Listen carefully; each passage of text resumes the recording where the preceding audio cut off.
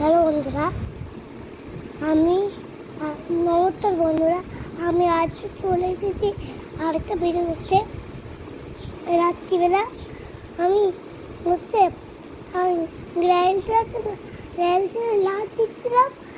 এইখানটা লাগাইনি, কিন্তু এবছর আমি এবার আমার মামা লাগবে বলে মামা আমাকে উপরে আনলো, কিন্তু উপরে যতই আনলো না ততই আমি একটা চাল ডালতে গেলাম, ততই আমার মাথায় রয়েছে এই দুটোটা পড়লো। মাম্মা এখন দেখে পুজো ধরতে। আজ আমার পরীক্ষা, এইটা তো আমি নতুন জামা কাপড় পরেছি, স্নান করে উঠে যেটা তো নতুন জামা কাপড় সে তুলপিবি আমাকে এখন নিয়ে যাবে পড়াতে। তুলপিবি অনেক পাকা হয়েছে। ঠিক আছে বন্ধুরা, বাবা যেতে দোকানে। আজ আমার পরীক্ষা, আজ আমি স্কুলে যাবো।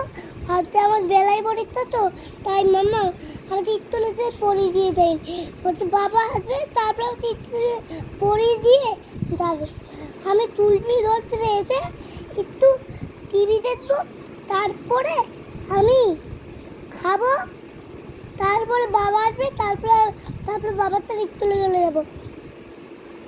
হচ্ছে আমার শরীর খারাপ, তো তাই আমি বেরিয়ে করবো।